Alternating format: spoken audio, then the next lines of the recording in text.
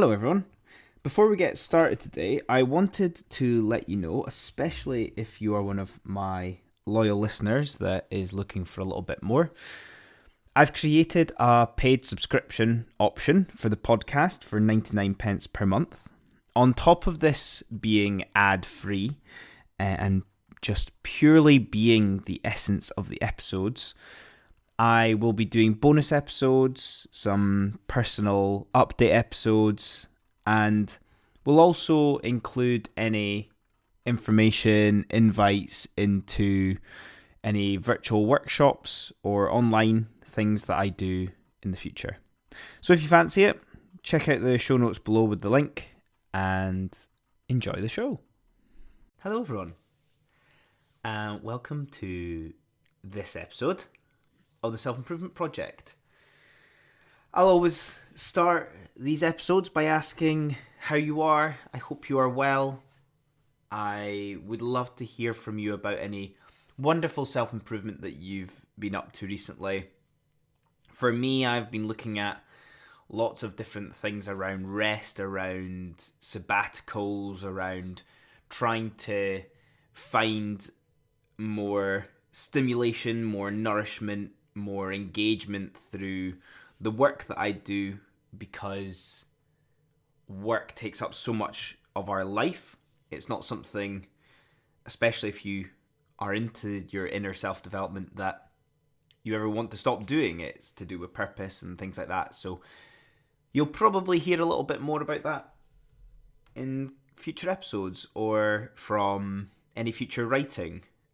If you listen to the podcast regularly, you will have seen that, or you follow me on Twitter or my email or whatever, that I'm writing a lot more. And whilst it's not perfect, I'm getting the words out, and I want to share those with you as well if you are more of a reader than a listener. So I hope you've been enjoying that as well. And today's episode is called Becoming a Good Friend to Yourself. And this is something that I have written a little bit on, so I may share the writing in the episode as well. But I hope you enjoy this episode. So, becoming a good friend to yourself. Let's look at some of the things that we, as individuals, can do to be a bad friend. So, we can torture ourselves sometimes within our minds when we look at things like self-doubt, imposter syndrome, self-criticism, and looking at these specific negative things, games that we play with ourselves. The issue with this is that it can be a continuous cycle. It can be very difficult to get out of.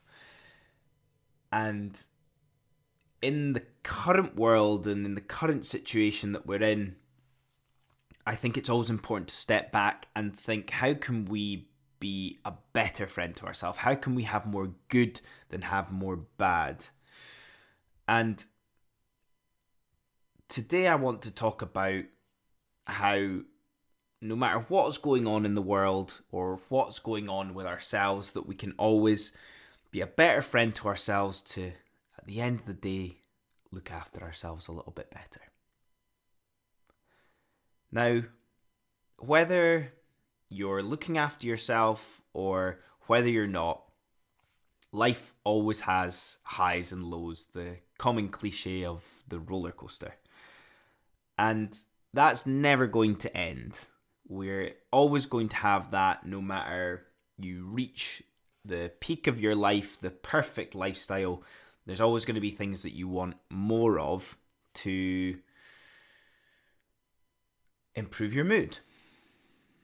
But what I talked about earlier with the self-criticism, the self-doubt, the imposter syndrome, as I alluded to, they're more of a constant in our lives from living day to day. We're harsher on ourselves than we are complimentary. And I asked myself the question, why why do we put ourselves through this pain? Is it a lack of control? Neurologically, psychologically? Do we just not have control over our thoughts? And that is a bit of a instinctual thing to go back to. We aren't aware of how to stop these thoughts. So it's almost like we're on autopilot to go back to it. And look, there's always going to be things with our mind that we cannot control fully. But I definitely think that there are moments and points that we can stop. We can train ourselves to stop and prevent these things becoming the constant, becoming the normal. We can self-sabotage ourselves by almost convincing ourselves that we deserve it because we do it so much it becomes normal that we don't question it, and then we wonder why we feel bad because it's just expected. It might be that we need this pain in order to move forward with our lives, in order to improve ourselves, that classic no pain, no gain. But like I talked about before, it's almost an element of torture that we put ourselves through. Let's gain a bit of perspective here. There are going to be times in the future that you're going to be humbled, no matter how good or how bad you are at something.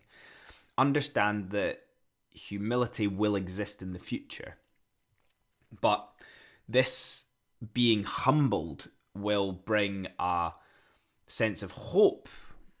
Maybe what I talked about before the episode with the stimulation and nourishment that you maybe need in order to be motivated to reach that next step in your life, to know that you needed to be knocked down in order to know that you're on the right track. If you're knocked down and you give up, that's fine, but we usually give up because we understand and we realize that it's not actually what we truly want.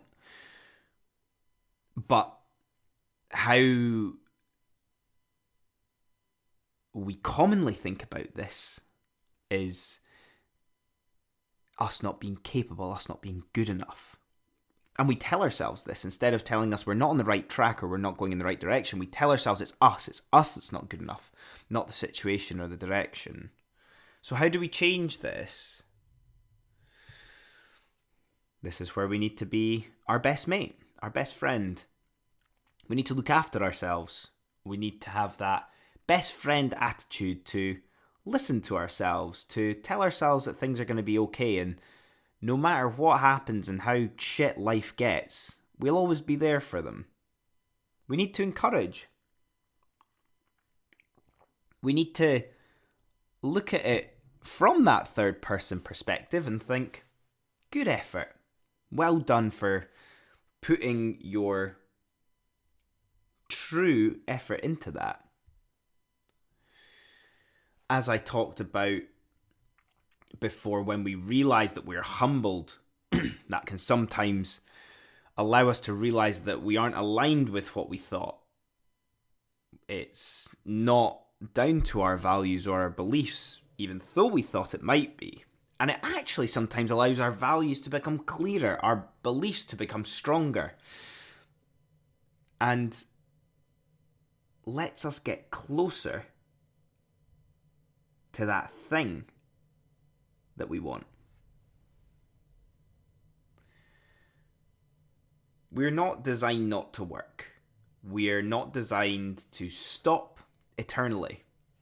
I massively disagree with the whole idea of retirement.